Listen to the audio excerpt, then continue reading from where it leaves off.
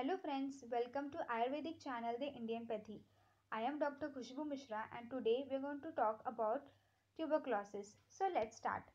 First of all, we are going to see the general introduction, that means what is tuberculosis, that we are going to see. Tuberculosis is a communicable disease, that means it spreads from one person to another person, and it is generally caused by a bacteria known as Mycobacterium tuberculosis. Disease mainly affects the lungs and causes pulmonary TB. That means the major organ which tuberculosis affects is the lungs, and if it affects the lungs, it is referred to as pulmonary TB. And it can also spread to some other body organs besides the lungs, where such as intestines, meninges, bones, joints, lymph glands, skin, etc. And it is referred to as extrapulmonary TB. So we can classify the TB in two forms: pulmonary TB as well as extrapulmonary TB. The pulmonary TB refers to TB spreading in the lung organ, as well as extrapulmonary TB refers to spreading of the tuberculosis in some other organs besides the lungs. The disease is usually chronic with the different clinical manifestations. That means it is associated with certain signs and symptoms, and it is not just seen in the human beings, but tuberculosis can also be seen in the cattle, and in the cattle it is referred to as bovine tuberculosis, and from them itself it can even spread to human populations. The causative agent we are going to see, that means what causes tuberculosis. The bacteria referred to as Mycobacterium tuberculosis is the main factor in charge for the tuberculosis. Human strain is responsible for the vast majority of the cases, as well as bovine strain affects mainly the cattle and other animals. So human strain and bovine strains are the two strains responsible for tuberculosis. Source of infection, that means the main source in charge for the spreading of the tuberculosis are human sources and bovine sources. Human source includes the patient who are already suffering from the tuberculosis. They may transmit the sputum, or they may transmit the saliva by droplet infection to another patient. This is how the tuberculosis actually spreads.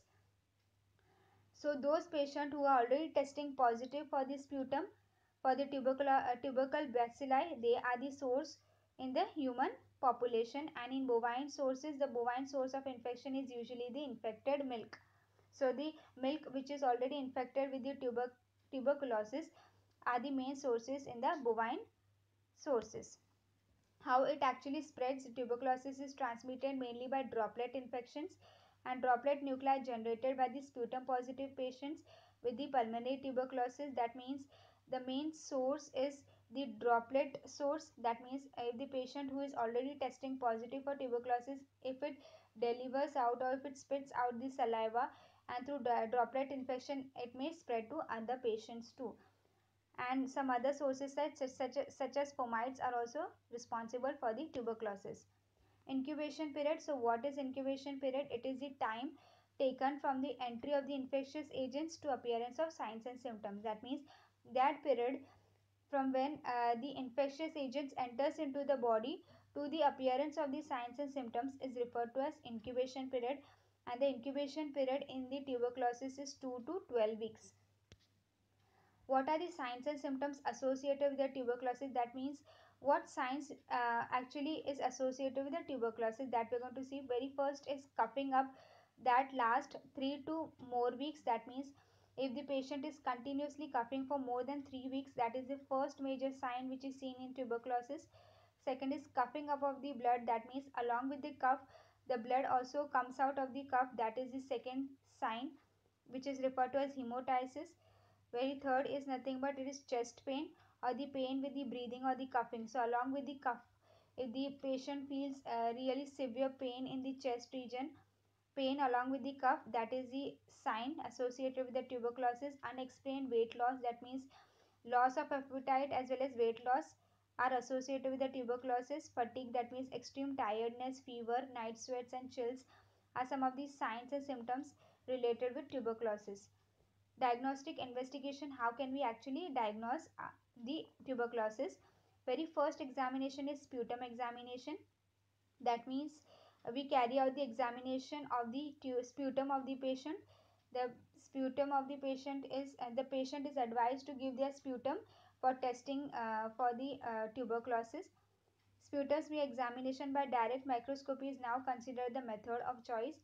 Pulmonary tuberculosis suspect should submit two sputum. That means patient is asked to submit two sputum samples. One is the early in the morning. That is patient is asked to submit the sputum in early in the morning, and second is on the spot sputum sample.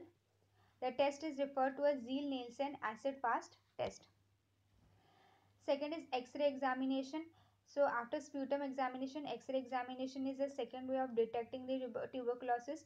Chest X-rays are useful for the diagnosis of the sputum negative pulmonary TB and TB in the children. That means those patients who are testing negative for the tuberculosis. In such cases, we carry out the second examination referred to as X-ray examination, wherein such patients are actually tested out again for the tuberculosis. It is not a routine indicated in the sputum positive cases. That means those patients who are already testing positive for the sputum need not carry out this examinations.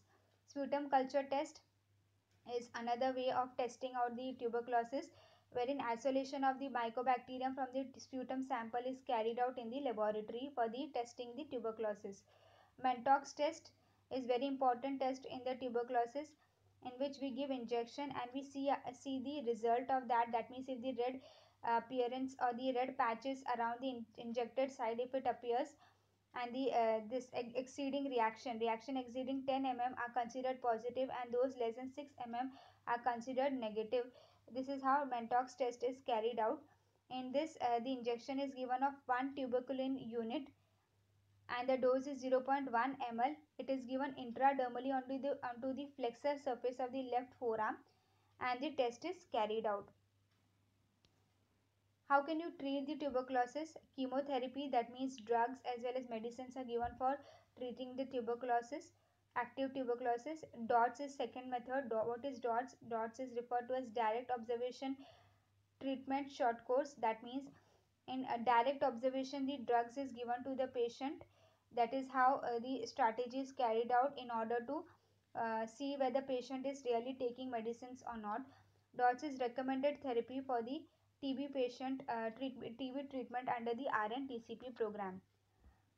In DOTS, during the intensive phase of the treatment, a health worker or the trained person watches the patient swallows the drugs in his presence. That means the doctor actually observes whether patient is actually taking medicine or not. This is how this strategy is carried out in order to treat the tuberculosis. Prevention. How can we prevent the tuberculosis? First is active case detection and proper treatment is the best control. That means uh, very early detection of the tuberculosis is one of the best preventive methods. Second is isolation of the active TB cases. That means we need to isolate the TB patient from spreading it to other patients. Third is proper disposal of the sputum and detection of the fomites. That means we need to dispose of the sputum very cautiously. Then later on we have vaccination, that is BCG vaccination is to be done to all children at the birth itself in order to prevent the tuberculosis. Health education regarding prevention of the TB is also very good measure.